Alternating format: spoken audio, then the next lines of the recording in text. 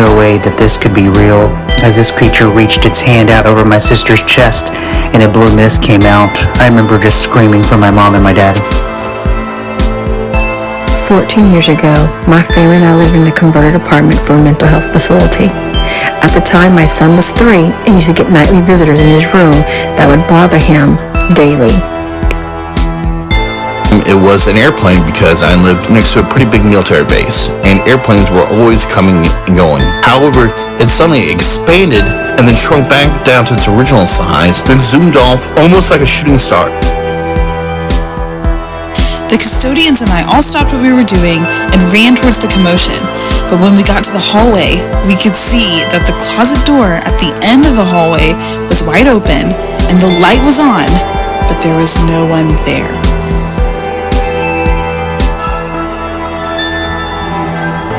Welcome, class. I'm your host, Mr. Zach Schlager. Alongside me, my cohort in all things supernatural, Mr. Joel Jackson, and you are tuned in to Beyond the Bell podcast.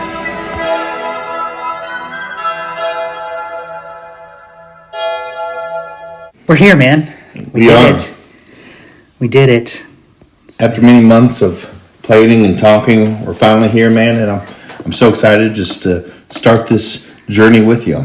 I'm excited to be here, man. Thank you for inviting me to Casa de Jackson and our mobile studio. Man, it's no problem, man. We've just been all weekend clean, and we're excited, dude. I'm just ready to get going. Let's do it. Well, as you all know, Joel and I by trade are professional teachers.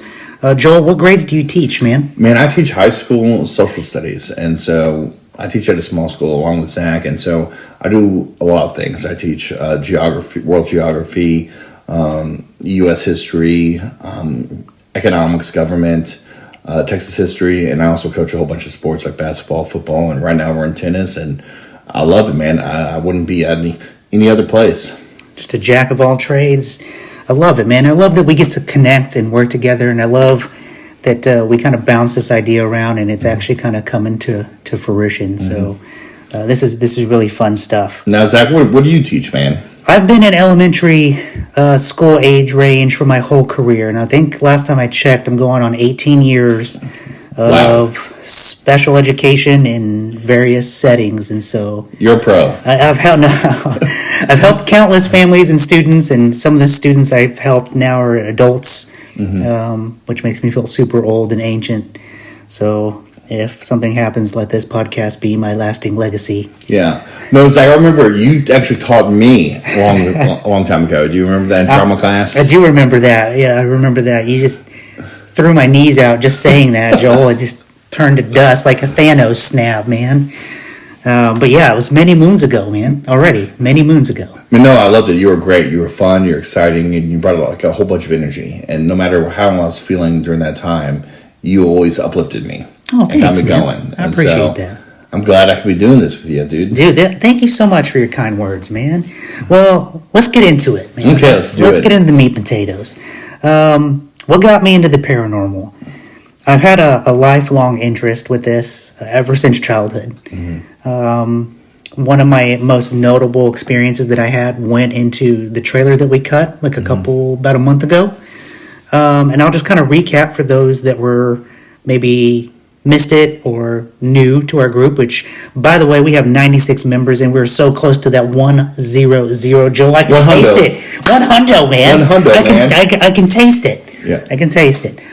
But my family, we were originated in Fort Worth, and it was probably early 90s. We moved out to West Texas to El Paso.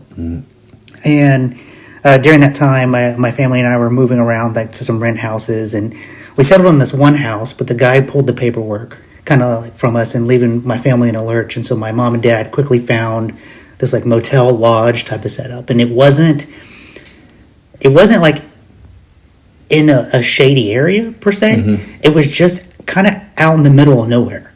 And it looked like an old 1950s like Californian motel, like it's same decor, all of it.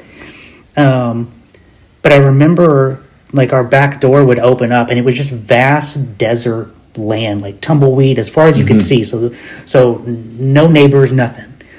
And we in elementary school age at least. I was probably in second grade. My sister is 2 years younger, so kindergarten, first grade age. She suffers from bad asthma. At least back in that time, she had to have the inhalers and the full, I don't remember what it's called, but the full mask treatment. No, I had that because I had really bad asthma when I was growing up, and it was the smoke machine. Yeah. And they had it tied to my face, and then the smoke would come in. Yes, that's what she had. And we moved out west, and it actually cleared up because I think the environment was more like a little more dry, and it got better. But we shared like this like little bitty bedroom, and my grandparents moved with us, so it was a big family move. My grandparents had their own space. My mom and dad would sleep like on a sleeper sofa in the living room, and then my sister and I had our own like little corner. And this little room had a sliding glass door that led to the back patio because we'd always go out there and play with like this gray stray cat that was like looked mean as all get out, but it was like really nice. And I remember it had like this olive drab curtain, and this like curtain was like straight out of 1970, but like no light would come through it. And the way that we faced, I want to say west. And the way that we faced, I want to say west, because we would get the sunset, but once night hit, like we had a patio light, but there's no light bulb in it, and so there was not really any ever moonlight or anything like that could get through. And we just go to bed one night, and I don't know what time of night it was. I just remember opening my eyes and thinking, wow, I can see in the room, which was kind of not normal. And I rolled over to look at my sister, her bed was towards my right side, which was nearest to the back door, which is, think about it now, it's super safe. Like, let's put a little child at the back of the door. But I remember all of a sudden the curtain was like lit up, like a big spotlight was behind it, just lighting this thing up from behind. And I'm like, this is really, really interesting. And so, like, if this was the window from the left, there was about 4.5 foot, like this creature, and it was hunched over. I always say it looked like the Predator. It didn't look exactly like the Predator, but it had like long spindles or dreadlocks that came off of it. And it had a really long, like, claw hand. Because that's what it used to reach out over my sister. And when he did so, she starts like her rate of breath just like instantly increased. And I could tell she was having trouble breathing. And then she starts to glow, and I was like, this is weird, what's happening? And as she starts to glow, it's like this like cloudy fog starts coming out of her into the hand of this creature. Like it's like, I'm thinking like this monster is like sucking the soul out of my sister in front of my eyes. And so I just like panic move, I sit up, and it's like as soon as I sit up and I scream for my mom and my dad, the whole room just instantly goes back to pitch black. Like it was when we went down. And my mom and dad run in there, and I look over, and my sister is broken out into like a cold sweat, and she's having like the bad asthma attack, and so they had to break the machine out and give it to her. We're like, well, that's really weird. You hadn't had one since we got here. Tried my best a couple of weeks ago to look up that area. It's wildly populated now, so I couldn't even begin to get my bearings on like where this like little motel thing was that we were living at. But what I found really interesting, one family member that I told brought up a really interesting fact that maybe I had an encounter with a skinwalker, because it makes sense, right? It kind of looked like an animal, kind of didn't. There was also a cryptid sighting in that area of a kind of a hairy man, not Bigfoot-esque, but this bipedal hairy creature that was running around the mountains in that area that we were in at that time. But I have no answers. So I have some questions for you. Okay? Yeah, please. Okay. Were you experiencing any like sleep paralysis when you saw that? To my knowledge, I don't think so. My sister does suffer from sleep paralysis now in her older age, but being so little, I don't think so, because it felt like I could move. I mean, I remember rolling over and my head moving in her direction, and then I sat up. And I screamed for my mom and my dad. So if I was paralyzed, I don't know how long. I just don't know the effects of it. But I mean, possibly that's always in the realm of possibility, for sure. Could you tell like any temperature change? Couldn't tell you any temperature change either. I just going back that far, because that was probably at least 20 years ago now. I mean, at least. I mean, in like 93, 94. So the memory of the environment is non-existent, other than it being light and dark, and kind of out in the middle of nowhere. Yeah, your story kind of reminds me of like a shadow man or a shadow person. Yeah. Too. Also, that could have been a possibility. Yeah. That's scary, dude. It's lasted with me my whole life. Obviously, I mean, I'm closing in on 40, so it's really stuck in there. Which this is kind of the goal of the podcast, is I want to find these experiences that people have that shape maybe their thoughts of it, or stories that have lingered with somebody for 15 plus years because they can't explain why this happened. This was one instance in my childhood that I remember was odd. There were a lot more things that happened out in the desert that I have no explanation for. There was times where my sister and I we called it the Wonder Twins moment, where we would link up almost like psychically, and when we could accurately predict on the way to school, so-and-so, this red Jeep in front of us is about to have like a car crash. And no sooner did we thought that, this Jeep like jumped the median and started driving on the wrong side of the road, like head on oncoming traffic. And it was like the person was having like this medical episode. And we just looked at each other like freaked out, because we were like, did you just like look? And I can't remember if it was my sister or myself that leaned over and was like, oh, that car in front of us is about to have a really bad accident. And it'd come true. And it happened not once, but multiple times while we lived out there. We only lived out in West Texas for about 5-6 years. And then we came back to Fort Worth. And things continued. Things, I mean, didn't get worse, but actually at school, when I was a student there in the 10th grade, I don't know, we joke about it now, but it was really dark time for my family. On my dad's side, we lost all of our grandparents within like a 6-month period. So grandparents immediately, and then great-grandparents right after that. And we're like, Dad, do you remember that year where like the plague hit our family and it like wiped everybody out pretty much? But my grandmother suffered from juvenile diabetes, and she had some other health issues, and so her vision was going. She was getting up in age to where you're like, okay, I'm kind of I hate to say death upon you, but she was so frail and so old that the quality of life was really poor. And I remember she finally passed. My grandfather had passed tragically about a couple months after of a sudden heart attack. And that was really hard. But when she passed, we lived out near Mansfield with my mom in like a really small country house. And so, again, my parents, you'll see the theme. They like to be away from people, like out in the country, like a lot of space.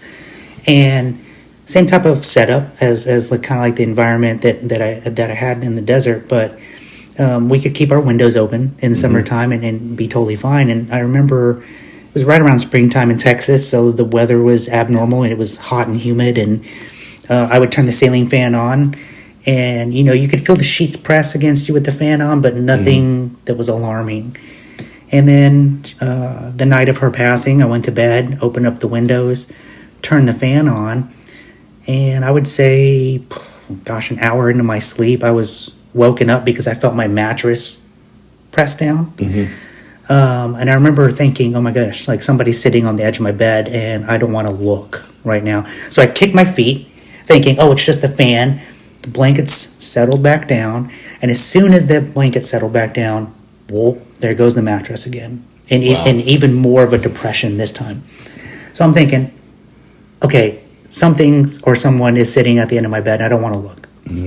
One more time, kick it all the way around, and the blankets again settle. But this time, instead of it being on the end of my bed, the mattress sinks like mid-thigh to my knee where my leg is. So now whatever was on the end of my bed has now moved to the side of my bed, and my body kind of leans down as if somebody heavier than me sits on the mattress, and I kind of lean that way. Panicked doesn't even begin to describe the word. I just remember like rolling the opposite way and just trying to force myself asleep. Nothing else happens. No noise, no environmental change of any kind. But I wake up the next morning, and my sister and I meet in the kitchen, and she's looking pretty disturbed. And I said, "Did you sleep okay?" And, after coming out of a funeral, you're still grieving, so everyone's really tired. And, she looked tired. She's like, "Well, I had a really weird dream, Bubba." I was like, "Well, what did you dream?" And she said, "Well, Grandma Joan came to visit me." And the thing about my grandparents they're of that generation that if you were like firstborn of anything, like they're going to automatically like pedestal you. Yeah. And so my dad was the firstborn, and I was the first grandson. And she told me that Grandma Joan said that she came to visit you and Dad last night because you guys were the two that needed her the most. Now, my dad and I at that time, we were like rough and tough men. We're not going to show, any emotion. But hours before all that, we were the ones that were charged with going over to the house to clear it out after all it's totally empty now. And so it was a really, really hard afternoon, and it was really, really hard on my dad and I because we were like, well, we're not going to talk about this. We're going to, like Ricky Bobby's best friend, right? We're just going to bottle everything up. But the fact that she said, she came to visit you last night. And I said, well, that's interesting because I had this experience where my mattress pushed down, and we kind of looked at each other like, well, maybe it was. Maybe, my grandmother coming back for a check-in. We don't really know, I guess, what happens after we die, right? Being Christian, we know we ascend to heaven and all that, but yeah, it was wild, man. But that's comforting to know, too. It was. That's just coming to check in on. Yeah, not in the moment. Yeah, not in the moment. Not in the moment. I'm not going to back on it, that must have been really good. Yeah, kind of, almost had an accident, you know what I mean? But then I think, everything was pretty copacetic up until, work, which was a trip because that refueled my interest in the paranormal, which was, we don't think about haunted churches, or churches being haunted. Let's just put it that way. So at this point, Joel and I made a choice to stop the story about the church here. We decided that we're going to do a full episode on my experience with different types of paranormal activities at this church that I worked at. However, in the story and in the closing here, I did promise that I would post some evidence to the Facebook group, so keep an eye out. I will post some of those videos that I have onto our Facebook page. With that, let's get back to it. Most of all the evidence that I have saved, I'll post. I'll post to the group.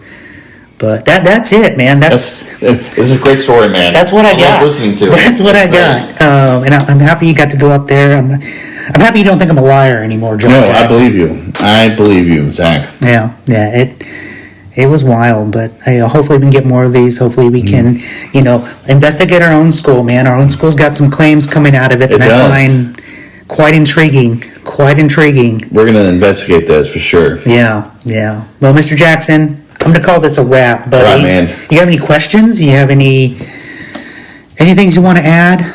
No, man, I just really enjoyed your story, man, and thank you for sharing. And if anybody else has any stories they want to share, just email our are linked down below, and we'll get in contact with you. So I love it. We gotta boost our Facebook numbers. We're at like what, 96? 96. 96. Come on, 100. 100 or bust.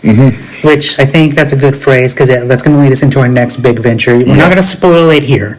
But we're gonna wait and post it down on Facebook. We appreciate you guys listening. I'm sorry, the audio, you probably hear kids in the back playing. But we're on a teacher salary, so we're using our iPad, we're using what's available to us. But nonetheless, we hope you guys had a good time. And class dismissed, bud? Class dismissed. If you've enjoyed our very first episode, please give it a like and a share on Facebook, which we'll be primarily posting to for now. And then if you have an experience that you want to share and be on the show, please visit our website at beyondthebellpodcast.org. Again, that's beyondthebellpodcast.org, and visit the contact section. Thank you so much. Class dismissed.